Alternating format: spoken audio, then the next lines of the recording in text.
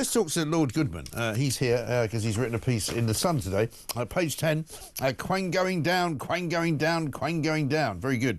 It's about the new football watchdog and why it's a threat to the Premier League. And for heaven's sake, if there's anything that doesn't need a new Quango, surely it should be the national game of this country. Lord Paul Goodman, very good morning to you. Good morning. Good to read you in The Sun today. It does seem mad, doesn't it, that every time any government official says what we want to do now is get rid of all the Quangos, that suddenly they sort of seem to spring up with even more of them. I think there's 27 more Quangos now since Labour took over in July last year than there were before it. You've just made a very good point about the Quangos, because when this bill was originally proposed, I'm afraid by a Conservative government, we didn't have Keir Starmer then. But only a few weeks ago, he was telling us we have too many Quangos, too many regulators, and now he's allowed this one to come into existence, which potentially at least threatens the future of the Premier League. Yes. And also the place of English teams in international competitions. Right. And what would be the purpose of a football sort of Quango? They want to call it the Independent Football Regulator. I mean, what's it for? So, and it was really set up originally, I have to say, under Boris Johnson, for three reasons, but that actually none of them really ever happened.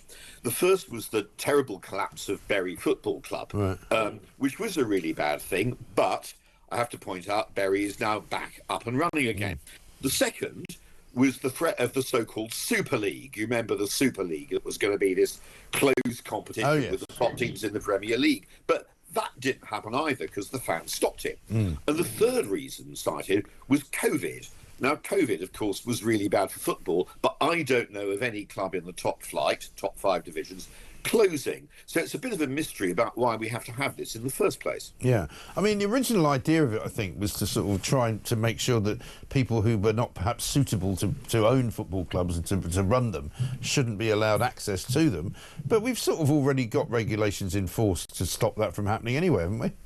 Well, look, I think there was a good case for what we called, when we had to look at this bill in the Lords, Part 4 of the bill, which was the bit that seeks to weed out rogue owners and bad owners.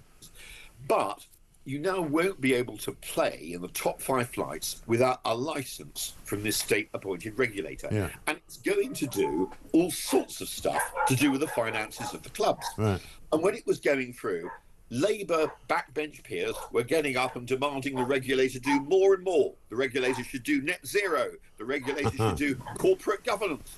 The regulator should do modern slavery. Now, the government fought all this off, to do them credit, but it will be back. And it's in the nature of these regulators to grow and grow and grow. And I have to say, if fans don't like it when private owners mess up, which they don't, they ain't going to like it either when the government gets it wrong. No. I tell you, your dog's not very happy, is he? I mean, I'm going to close the window to keep the dog quiet. Away in the background. It's always great when you hear from the dogs. It's always good. But yeah, I mean, this is the other thing, that football is such a strange business, isn't it? Because only in football could you afford to pay the players as much as you afford to pay them, and yet many of the actual football clubs don't really make any money at all. No, exactly. And if you're a lower league club, right, you're in the sort of bottom flight or Part 2 or, League 2 or League 1, what do you get to do when the regulator is putting all these onerous responsibilities on you can't follow? And what will the fans say when the club turns around and says, we want to buy player X or we want to sell player Y, but we can't. Why can't we do it? We can't do it because the regulator won't let us. Right.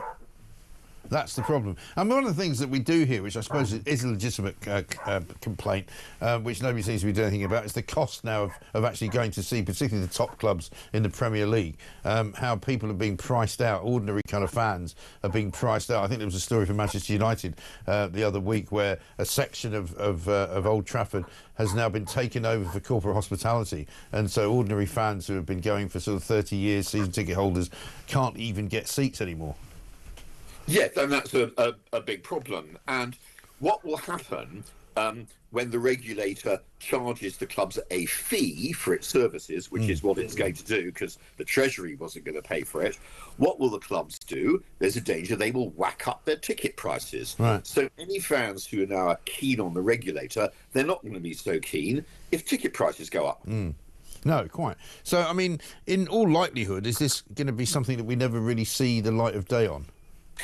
I think it's going to happen, and I think at first it'll probably all go fine. But it's just in the nature of regulators to accumulate what they seek to do, to put more rules, more red tape, more this, more that.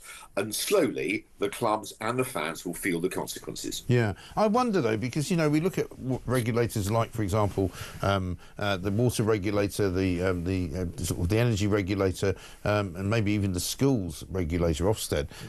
You know, they tend to represent the organisation they're supposed to be regulating more than they do the customer. So I wonder whether it'll all get a bit cosy, and in fact you'll end up with a regulator of football who just wants to get their own free tickets, and they're very, very nice to the clubs. Well, it's a good point about the free ticket, I suppose.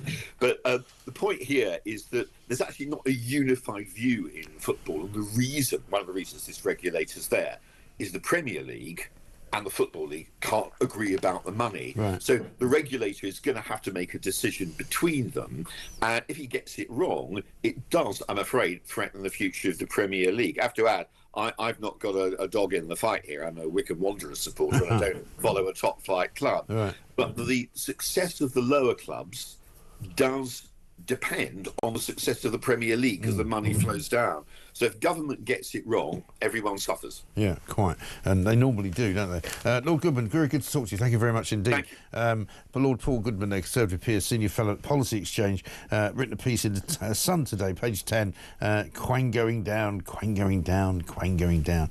I mean, there's just too many Quangos, aren't there? Do we really need one for football? I wouldn't have thought so.